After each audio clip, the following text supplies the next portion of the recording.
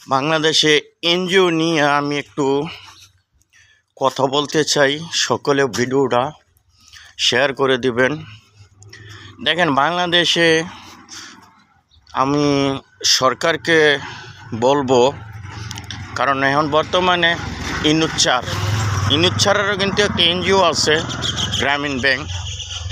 তো আমি বলবো বাংলাদেশে যে কোনো সরকারে আসুক, আর এখন বর্তমানে ইনুচ্চারে আছে।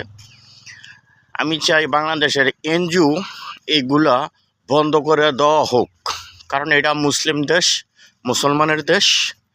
কারণ এই এনজিও থেকে আপনার লোন নিয়ে মানুষ কিন্তু বাড়িতে ঘুমাইতে পারে না, ভালোমন্দ খাইতে পারে না, এবং কি যদি 2টা 3টা 4টা বা 6টা কিস্তি না দিতে পারে তাইলে মামলা হয়ে যায়।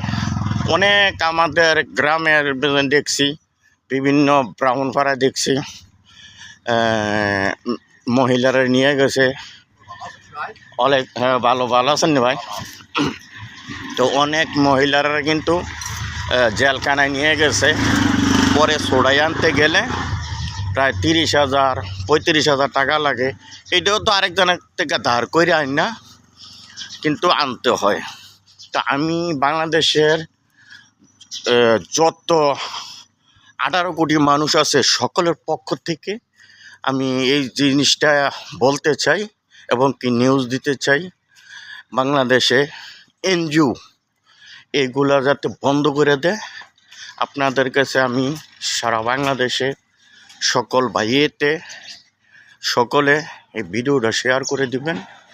আপনাদের মঙ্গল হবে, আপনাদের ভালো হবে।